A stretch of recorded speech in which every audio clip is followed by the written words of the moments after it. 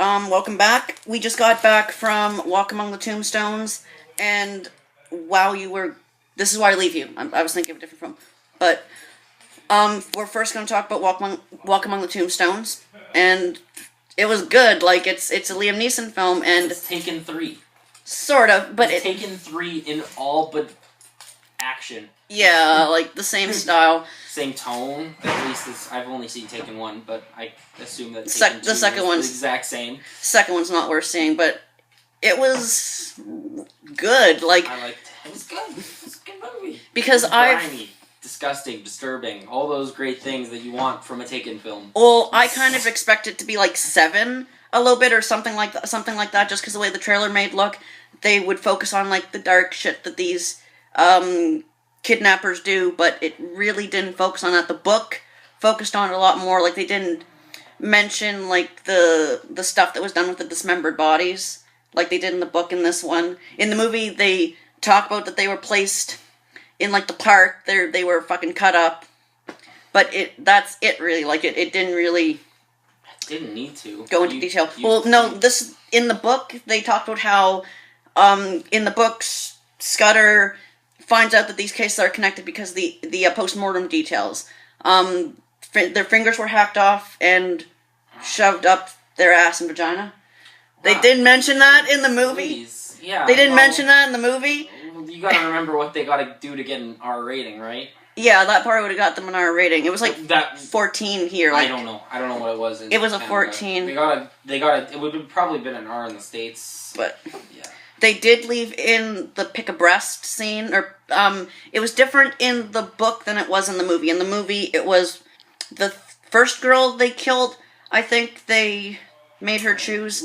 We stay with Liam Neeson. Yeah, I don't even remember his name, but he's Liam Matthew Neeson. Scudder. That's all you need to know. It's Liam Neeson.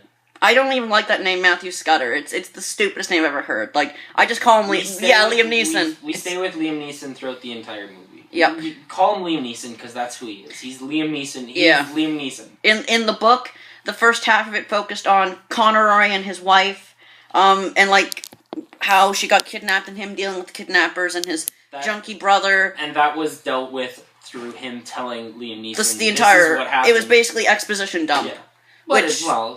It was good exposition because Liam Neeson he doesn't want to work with him.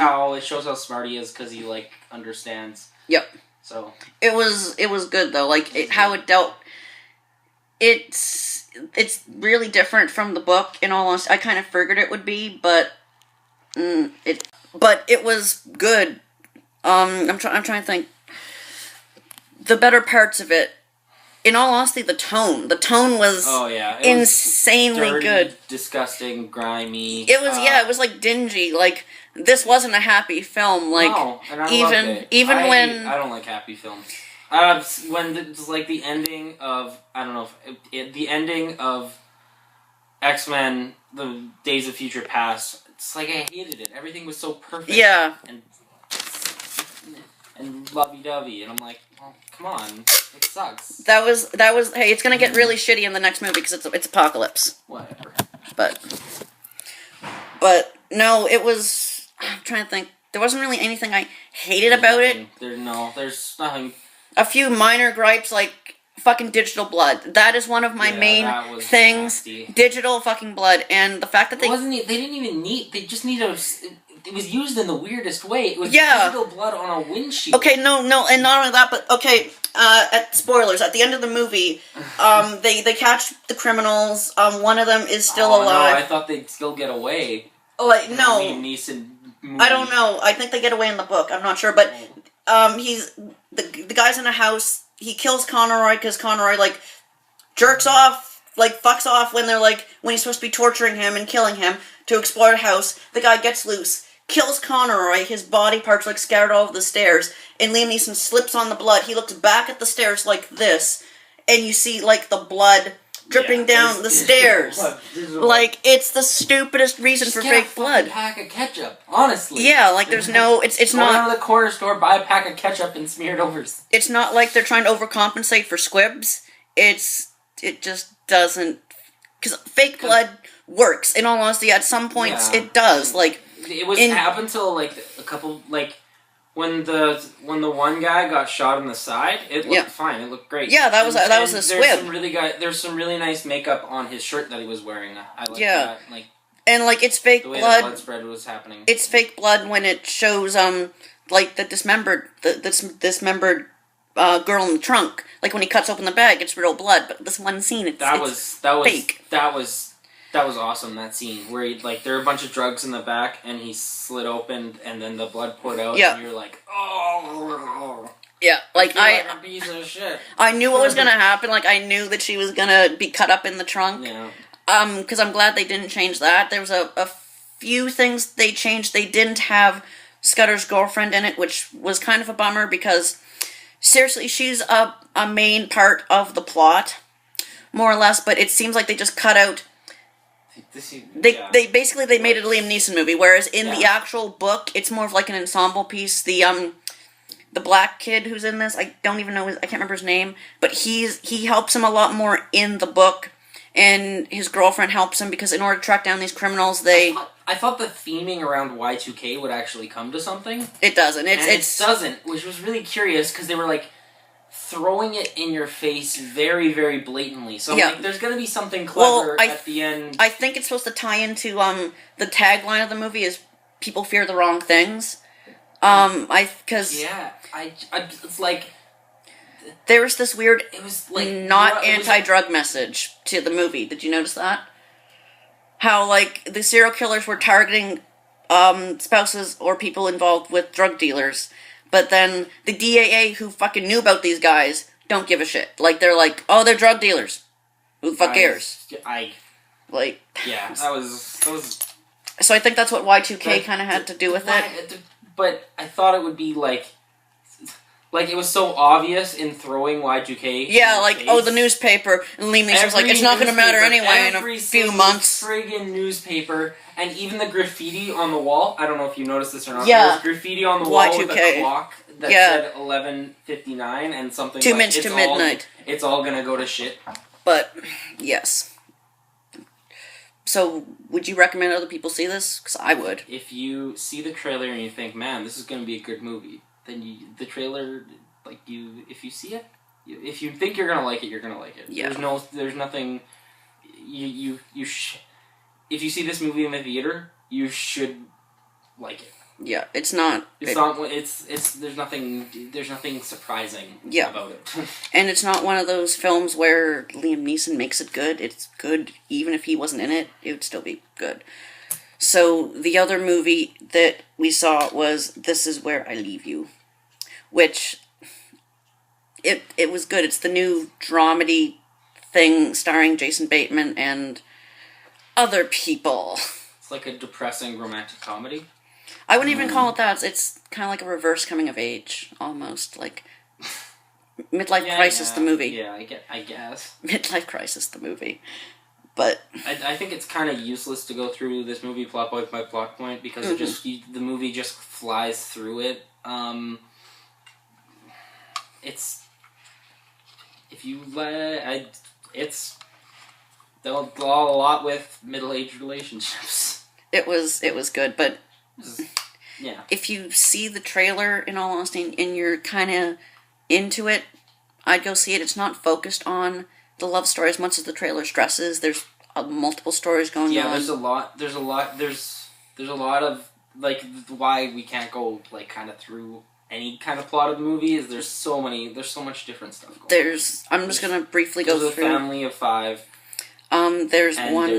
There's detailed plots about every single one. There's one story where this girl, she kind of doesn't like her husband, and she's also in love with this guy she used to date in high school. He has like a brain injury because they were drunk driving. I think it doesn't really say why, but it says she was involved with it, and she feels sorry for leaving him, and it's kind of like a will they won't they hook up sort of thing. Another story involved a man and his wife. And they couldn't conceive a child. Jason Bateman's character, whose wife cheated on him, she comes to him saying, I'm pregnant. The guy I cheated on you with is sterile, so it's yours. while he's also kind of trying to rekindle a relationship with this girl he used to know who's like a skater chick. And like figure skating. Yeah. Skateboarding. And I'm trying to think what was the other storylines even. The mother and like her trying to get over her husband's death. And we're not going to spoil the little plot twist that comes halfway, like at the very end of the movie about the mother, which was pretty fucking cool. It kind of saw it coming, but I wasn't surprised at all. But you were. Yeah, I was like, yeah. that fucking happened. That fucking happened. But yeah. The other story was this loser brother. His girlfriend's going to leave him, and what's he going to do with his life? But no, it was good, and it wasn't like laugh out loud funny, but the humor came from the jokes within it.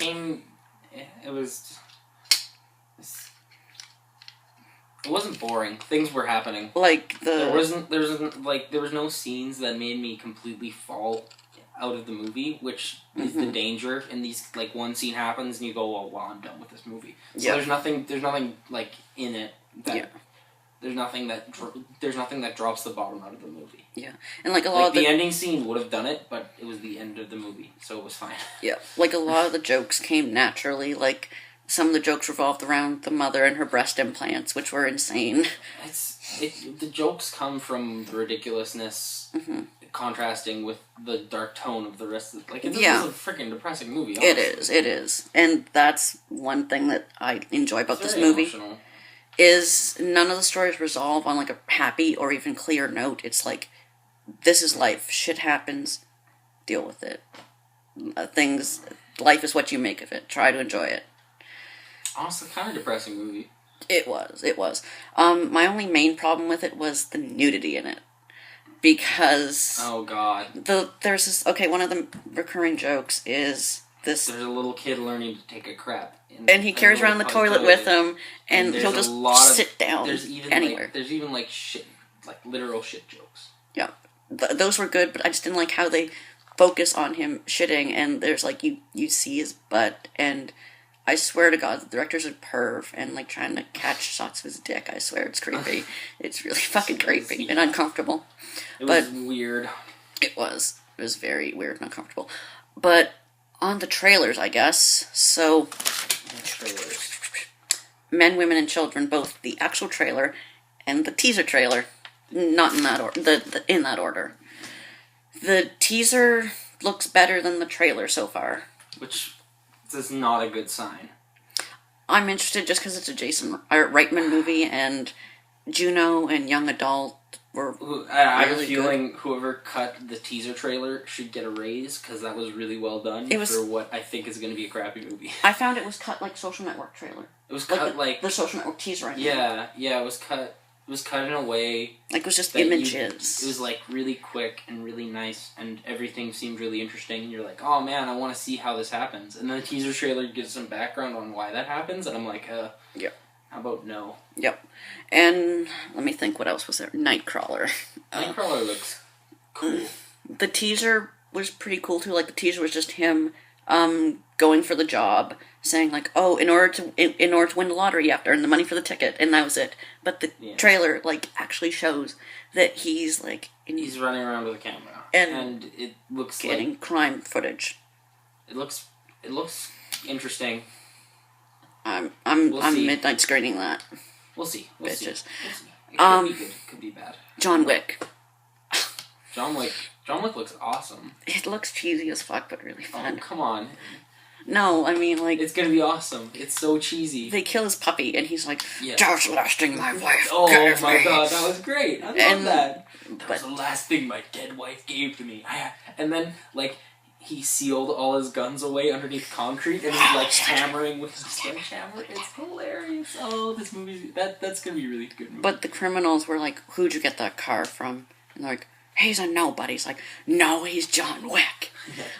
I hope they're like, "Do you know who you pissed off? You pissed off John Wick." I hope they establish who he is. I don't know, maybe it's an established franchise and I just haven't heard of it. We're gonna have a big exposition dump in that scene. Do you know who you pissed off? You pissed off John Wick. The And then he's gonna say, "Who's John Wick?" And the other guy's gonna say, "Let me tell you who John Wick is." That and would he's be gonna cool. blab on for like, "John Wick's this really awesome assassin guy. Why did you piss him off?" And he's like, "Oh shit!" And then and then he's gonna take them all out to show how much of a badass he is. It's Keanu Reeves, so he's. I don't know. I feel it's popular to hate Keanu Reeves. I don't hate him. I just don't see him in enough stuff to care. I don't see how anyone could hate an actor for anything that they like. Mm-hmm. Like, you can judge each film on its own merits. No, but like, people think Keanu Reeves is the shittiest actor ever. I don't know. I think that's because of Bill and Ted. I don't know. But Map to the Stars. This is an interesting trailer. It's a new David Cronenberg film, and I have no clue. You don't know which. This thing could take about 30 different tones and 30 different directions. All I know is it's about this movie star. A crazy person. That's what it's about. Movie star who gets a new assistant who's like this burned girl, and the way it looks, she might have killed her mother. It's David Cronenberg, weird. So it's not going to make sense. It's going to be... People are going to talk about it and be like, man, it's so deep. Man. It'll be interesting. Wedding Ringer. What? Wedding Ringer. Oh, Wedding Ringer. That's like... I was like... When it started, I was like, oh, God. I've seen this movie before. I've seen this exact movie before. Oh, God, what was that? Do you know what it was? Oh, God, I can't remember what it was called. But it was... Oh, God, who was in it? It was one of those, like... pretty point guys, like Ryan Hitch? Reynolds or something like that. Hitch, and he only had girlfriends, so he had to meet and find a best man, and he ended up meeting. Wait, was that the one thing cook? Maybe My Best Friend's Girl or something like that. No, that wasn't it. The pie fucker from American Pie, wasn't it? Right? I don't know, but anyway, he had to meet, and he met this guy, and it was a guy relationship movie. I Love You Man? Maybe. I Love You Man. That sounds, it was I Love You Man, but this it looks interesting, but I don't think I'm gonna see it just because it looks like it looks way too bro comedy for me. Could be really stupid, in all honesty. I was surprised at how much, I think this is another case where the trailer has all the best jokes in it. Yeah. Oh, for sure. None of that, but I don't like Joss Gad. Joss Gad is fucking an annoying little douche. That's the whole point in this movie, though, right? The other trailer we got was Horrible Bosses 2. It looked really funny. It's gonna be good. This time they're kidnapping. They're kidnapping Chris Pine, and Chris Pine will... It's gonna be whack. It's gonna be... Kidnapping. It's gonna be... It's better... Hopefully it's gonna be different than, kind of almost compare these to the Hangover films. No, but this one's clearly different. It's not like they're... clearly different, yeah. That's what I like. Like, even the tone feels a little bit darker this time. Yeah. Because, You are... It's kind of like Hangover, right? Not really. You can compare them to Hangover, I think. I guess. I would more compare this to, what was the other comedy? Not Hangover, but... I don't know, where each comedy was, a different, not example. Not even in... Anchorman 1 and 2. Anchorman 1 and 2. I haven't seen 2 yet. But Anchorman 1's one of my favorites. Where each one is a really good standalone film, and they feel different. Because, Anchorman 1 was more like the 60s, I think, and the next one's the 70s. I love Anchorman 1. But Let's talk about Anchorman 1. How great that scene... That scene was we have to go get new suits, gentlemen, and then they just wander randomly into a parking lot, and everybody just comes... And there's so many cameos in that one thing. You mean the news fight? Yeah, the news fight. Oh, there's even more cameos in the news fight part 2. I know. I heard that Kanye West was... I heard that scene makes 2 worth it. The ghost of Stonewall Jackson. People I read a review that said, literally, we don't like the rest of this movie, but you need to go see it just for that one scene where the news fight again. Yeah. The final trailer we got was The Judge. Another one where you got the teaser and the full. In all honesty, I don't know if it looks like this might be a dramedy. I'm not really sure, because the first... It is going to be a dramedy. The first one, you don't know what's going on. The first scene of the trailer is Robert Downey Jr. My mind just blanked. Robert Downey Jr. being Robert Downey Jr. Starts pissing on the guy. playing Robert Downey. He's Iron Man again. But then, like, when he gets... if he's playing Iron Man again, I'm game. I like Iron Man. When he gets to his hometown, though, it's, like, more down to earth, and, like, he's really struggling with the relationship with his father and stuff. But, yeah, I got some good news and some bad news at the theater. It turns out Tusk is still maybe coming, but since we're from Canada, we're getting it later than all you lucky fuckers in the state. Makes sense, because I know. It takes place in Manitoba. We should have gotten it We should have gotten it earlier. I know, right? Like, this is part of his trilogy of Canadian comedies. The second one's going to be Yoga Hosers, which stars those girls from the convenience store. And Moose Werewolf? Moose Jaw. Moose Jaw. It's basically Jaws, but with a moose. Which great. Will be awesome. That's great. The Great Canadian North trilogy will be awesome. But yeah. There were supposed to be a few more people with us tonight, but they got sick. So, but there's going to be a whole bunch of us at Tusk. It's going to be a really good review. You guys should check it out. I don't think everyone's going to come. I think quite a few people are going to go, though. But I'm going to be posting my Strain update maybe tomorrow, or I'm going to watch it tomorrow, post it Sunday. I've been falling behind on that just because school been very, very busy. It's hard to find time for these things right now. But once again, if you like this video, like it, comment on it. If you want me to do a review of something, comment the video. If you want me to do a review of something, just post it on the channel. And see you guys next time.